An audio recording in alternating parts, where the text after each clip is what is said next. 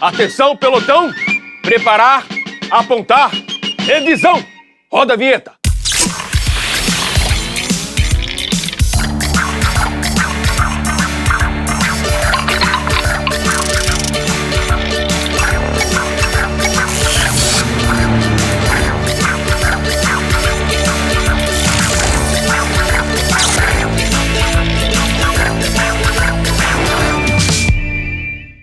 Hora do Enem no ar! E hoje a gente continua a revisão de linguagens e códigos. O foco? Língua inglesa, língua espanhola, artes. Prontos? Professor Daniel Sanches, por gentileza? Hello, man. E aí? Bom te ver aqui de novo, professor. Igualmente. Professor, te liguei, pedi pra dar uma olhada na prova do Enem de 2014, 2015, 2016. E aí, alguma tendência? Tem mais do que tendência, Lândia. Tem temas que recorrem, temas que voltam. Primeira coisa, acho que a gente tem que ver que o Enem ele vem trazendo três grandes umbrellas. O que eu quero dizer com isso? Três grandes temas, né, e que se subdividem. O primeiro é a própria língua inglesa. Então ele vem inglês no ambiente mundial, inglês nas faculdades, o inglês pelo próprio inglês. O segundo é o meio ambiente. Né, o meio ambiente é sempre um tema recorrente, né? Seja global warming, né, aquecimento global, sejam desastres naturais. E o terceiro são as questões sociais, que essas sempre estão. Principalmente preconceito, racismo, misoginia. Né? Ano passado, então, a gente teve várias questões sobre a importância da mulher ou o que a mulher sofre. E aí a gente pode ter isso como aposta, sim, para voltar. E realidade virtual, professor? Então, realidade virtual, para mim, é uma aposta. Porque a realidade virtual faz parte do nosso dia a dia e não tem como fugir. A importância da rede social, quantos likes você tem, quantos seguidores você tem, isso é mais importante, às vezes, do que outras coisas, né? As pessoas estão muito ligadas nisso. E já caiu alguma coisa parecida? Não caiu na prova do Enem de língua inglesa, não. Por isso que eu acho que é uma aposta. Mas caiu, por exemplo, numa prova no exame da UERJ, né? Da Universidade do Estado do Rio de Janeiro. Caiu uma questão falando sobre a autoimagem, né? Como a imagem física, ela é muito importante, né? Se você tá bem na foto, se você tem o peso ideal, né? Se você tem o corpo perfeito. Eu acho que isso é uma aposta porque isso é muito em voga hoje. E aí, como a gente poderia pensar uma questão sobre esse assunto? Então, na UERJ caiu em forma de um texto meio narrativo, em que uma mulher, né? E aí a questão da mulher reaparecendo, comentava como ela passou a vida inteira tendo que controlar o próprio peso, tendo que parecer perfeita, né? Para a sociedade, né? Isso veio na forma de um texto narrativo. Tudo isso toca num outro subtema que é a desigualdade de gênero. Exatamente. Nesse mesmo texto tem um terceiro parágrafo, tem uma frase que diz assim: Some women. Então, nesse pedaço, ela fala diretamente do impacto que isso existe, né? Do corpo perfeito, da imagem, de estar sempre bem. A cobrança é muito maior em cima da mulher, né? Então, mais uma vez, a gente pode levar esse tema do virtual, da imagem, e pode ligar isso com temas que eu acabei de falar, que é a questão da misoginia ou da cobrança para a mulher sempre sendo colocada como alvo de crítica, né? E o candidato tem que estar atento ao vocabulário específico. Né? É verdade, tem que estar assim, Lândia. Porque, por exemplo, nesse texto, né, palavras como weight, overweight, né, weightaholic, worth, image, né, perfeição, né, perfection, tudo isso aparece no texto e são palavras que estão dentro desse campo semântico pertinente a esse tema. Então, se você já está imaginando que isso pode ser um dos temas, por que não ler sobre o assunto? Por que não ver vídeos? Ler textos, ler artigos de jornal, ver filmes, séries sobre esse assunto. Por que não? Isso vai engrandecer, vai aumentar demais o seu vocabulário, sem dúvida. E ter cuidado também com expressões, né, professor? Tem que estar atento. Sem dúvida. É muito comum num texto narrativo, né, meio livre de muitas regras, assim, de palavras mais rebuscadas e tal, né, um texto narrativo como foi esse, ela usou, né, a autora, né, usou diversos termos do dia a dia, da oralidade, né, como weightaholic, né, que vem aí como a junção de várias palavras para construir aquela pessoa que é muito obcecada com o peso, com a imagem, com o corpo e por aí vai. Gírias também. Gírias também. Gírias tem que ficar esperto, sim. Porque, por exemplo, se vem uma charge, se vem um comics, se vem uma história em quadrinho, né? A história em quadrinho, ela tende a representar aquilo que a gente faz no dia a dia. Não é verdade? E no dia a dia a gente não fala com palavras rebuscadas o tempo todo, textos muito bem pensados, sai com naturalidade. E a gente usa gíria no nosso dia a dia. E lá fora também. Tem algum exemplo pra gente? Temos sim. Tem uma charge que foi separada, né?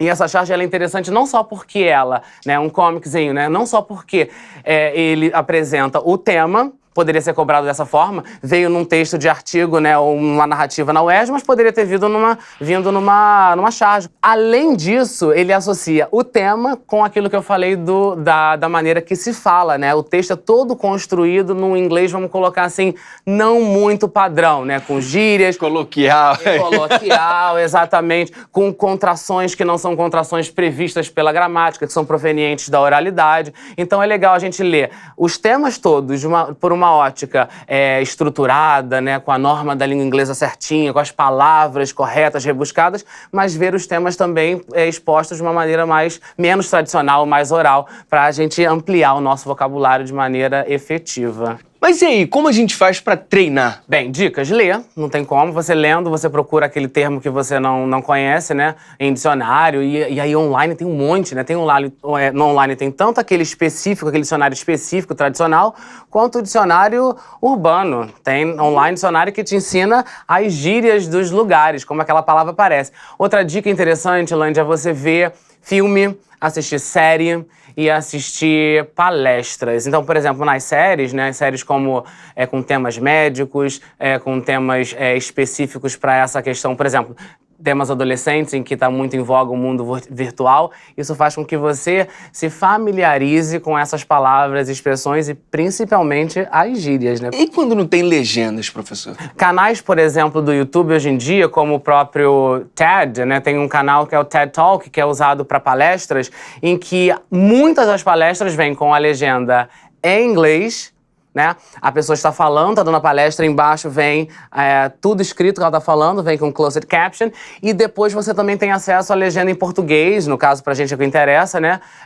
Para você poder fazer uma comparação. Você viu o inglês, viu o termo sendo usado em inglês, depois você reviu aquela palestra com aquele tema que te interessa, e os temas são variados, e você absorve aquilo ali. Pra encerrar, qual é aquela dica Max Power?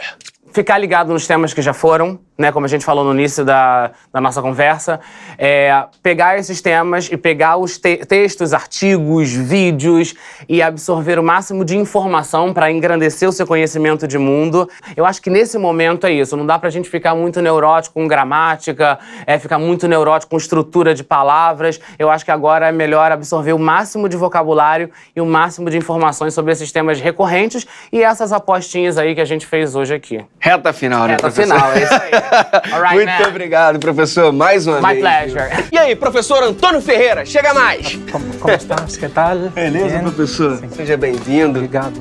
Professor, de 2014 pra cá, o conteúdo de língua espanhola mudou? Como é que tá? Olha, definitivamente não é uma prova de tradução, né? Que muitos candidatos acham que a prova de inglês ou de espanhol é uma prova de tradução e não é. Então ficou reforçado que é uma prova que vai exigir desse candidato também uma certa conscientização de temas que circulam no nosso contexto latino-americano. Mas assim, nós temos provas que vão focar questões lexicais, ou seja, questões lexicais que são importantes para a compreensão do texto, questões que vão focar o conhecimento do gênero e, ao mesmo tempo, questões que focam em aspectos culturais, como eu mesmo já dei alguns exemplos dessa riqueza cultural que nós temos aqui. Mas assim, voltando a falar do gênero, se a gente pega 2014 para cá, a gente sempre tem uma notícia, a gente sempre tem uma campanha, seja ela uma campanha publicitária, uma campanha institucional. A gente tem a presença maior de textos literários, está sendo bem recorrente a presença de ou de uma canção ou de um poema. Então, mais ou menos dessa forma, como eu te falei agora, que se configura o Enem de espanhol de 2014 para cá. Mas o Enem cobra gramática da língua espanhola de um jeito diferente, não cobra? Sim, sim. A gente diz que o Enem cobra a gramática no discurso, ou seja, a gramática em uso. Então, ao mesmo tempo que ele está lendo o texto, aparece um elemento gramatical, aquele candidato que sabe identificar, sabe talvez o significado, ali tem uma certa vantagem, né? Porque já sabe ali qual é a relação que está sendo estabelecida, quando é o caso de uma conjunção, pode levar uma vantagem. Aquele que também não sabe, ele não é prejudicado, né? Ou seja, ele pode pular aquela palavra, talvez 2 ou 3 outras vão ancorar o sentido para que ele compreenda ali o foco. Mas claro que um aluno que se dedica também, tem tempo, né, para se dedicar a estudar um pouco mais a gramática da língua espanhola, sim, ele leva vantagem. Você trouxe 2 exemplos pra gente. Bora ver? A primeira questão é a questão 94, né? Então, assim, eu estava falando do gênero, né? Assim, a importância do candidato saber o gênero do texto, ou seja, o gênero do texto que é. É como aquele texto se organiza socialmente. Então, essa questão, na verdade, era uma carta de um leitor. E aí, uma outra dica é talvez romper a ordem que aparece aqui na questão. Não vamos começar resolvendo a questão pela leitura do texto.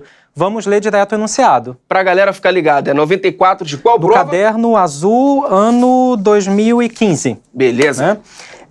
Então, como eu estava falando, o candidato tem pouco tempo. Normalmente ele tem 3 minutos para resolver cada questão, né? Então, se ele partir da leitura do enunciado, no próprio enunciado dessa questão que eu selecionei, já apresenta para ele qual é o gênero de texto. Então, é uma carta de leitor. O que a gente encontra normalmente numa carta de leitor?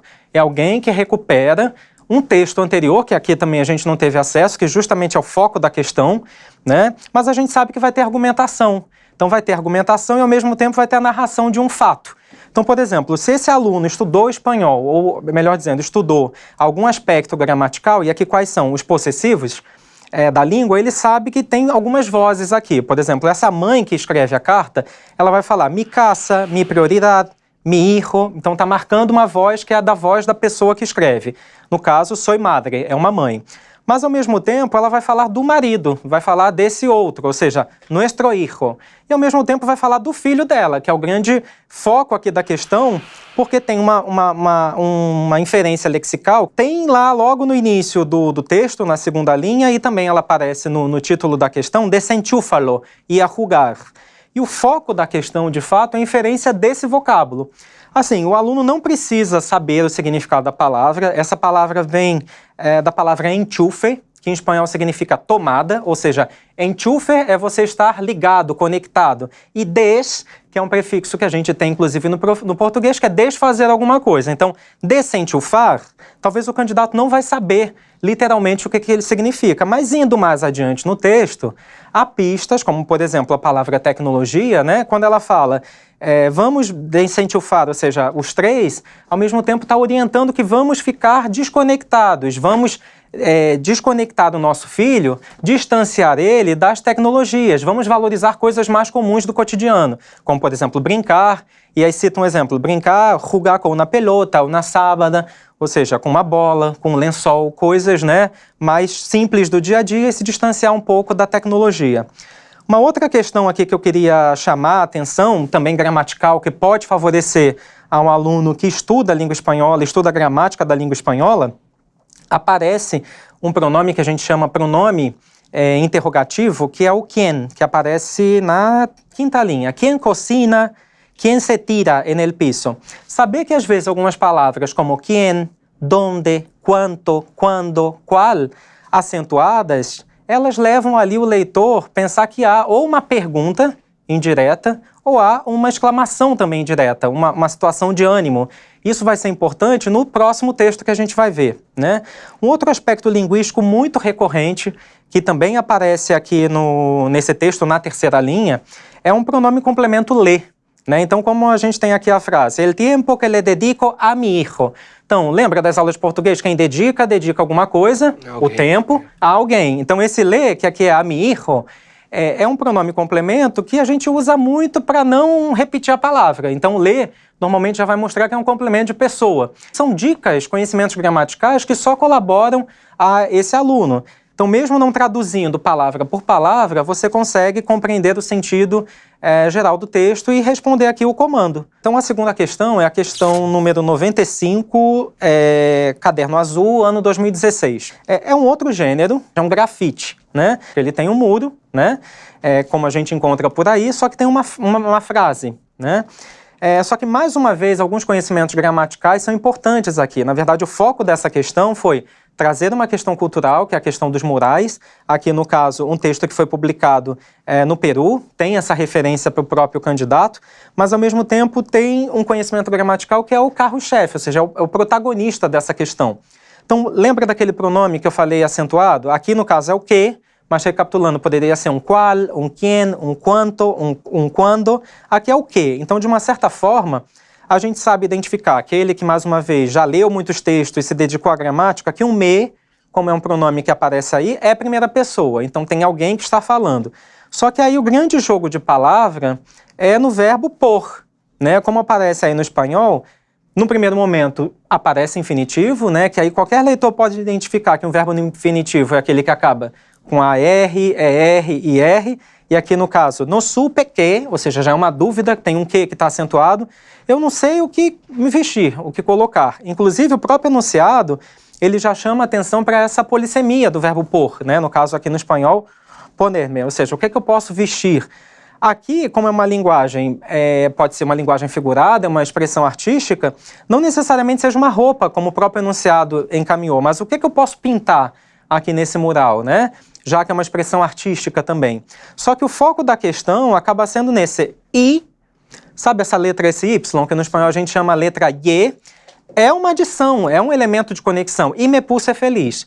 Então, quando a gente lê o enunciado, vai falar, bem, esse verbo poner, que aparece nessa segunda frase, me pus é feliz, o que é que ele provoca ali no leitor? Esse me puse, se eu fosse levar a uma possível tradução ao português, seria eu fiquei feliz. Né? Então, no espanhol, a gente tem uma lista de verbos, que mais uma vez aquele aluno que se dedica a estudar também a gramática do espanhol, vai perceber que alguns verbos indicam uma mudança rápida, momentânea, às vezes outras mais, uma mudança sem explicação, alguma mais gradual, e aqui no caso, bem, já que eu não sabia o que pintar, já que eu não sabia o que colocar, me pus feliz. Ou seja, me coloquei, teve uma mudança, é um verbo de transformação. E é justamente a resposta da questão era essa, teve uma mudança de estado. Agora, se eu não estou totalmente seguro nessa gramática contextualizada, faço o quê? Olha, Landi, atualmente a gente tem alguns recursos, né? Assim, a gente tem aplicativos de celular. A gente sabe que os nossos alunos vivem conectados, enchufados, né, usando a palavra enchufados. Nós que vivemos, às vezes, desenchufados, né?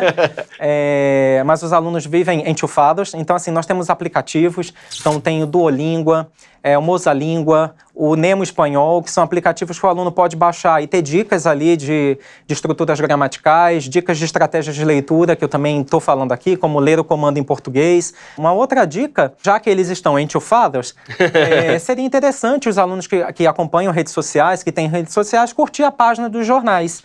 Né? Porque, assim, nessas notícias, os textos que aparecem nas provas do Enem, normalmente são do La Nación, do El País. Então, o aluno que vai, ao mesmo tempo, criando um glossário de palavras, verificando alguns elementos que são mais recorrentes, ele começa a estabelecer links. Ah, isso já apareceu em outro texto, isso apareceu na prova de 2015, né? Porque os discursos se escrevem da mesma forma, né? Com intenções comunicativas diferentes. Então, bora dar uma passada rapidinho nesse último texto, sim, professor? Sim. Vendo o gênero, a gente tem uma campanha de saúde, sobre uma questão que a gente, no nosso país, discute há muito tempo, que é a questão da dengue, né? Então, assim, a dengue no governo aqui no país de El Salvador não é diferente da nossa situação, ou seja, os cuidados que a gente precisa ter na nossa casa, na nossa comunidade, são os mesmos, né? E aqui, ainda mais para favorecer o candidato, a gente tem frases, orações que são encabeçadas com o verbo no infinitivo. O que isso significa? Ou infinitivo ou imperativo, o modo imperativo no espanhol, já mostra ações que precisam ser seguidas. Logo, é um texto instrucional. Ele está orientando esse leitor a fazer algo, né? Então, ele não precisa se assustar, como, por exemplo, palavras como llantas. Ele não precisa, mais uma vez, traduzir essa palavra para perceber que o foco aqui é verificar que, em linhas gerais, esse texto está tentando conscientizar o leitor, né, no caso essa população aqui de El Salvador, ou seja, eliminar os possíveis focos da dengue.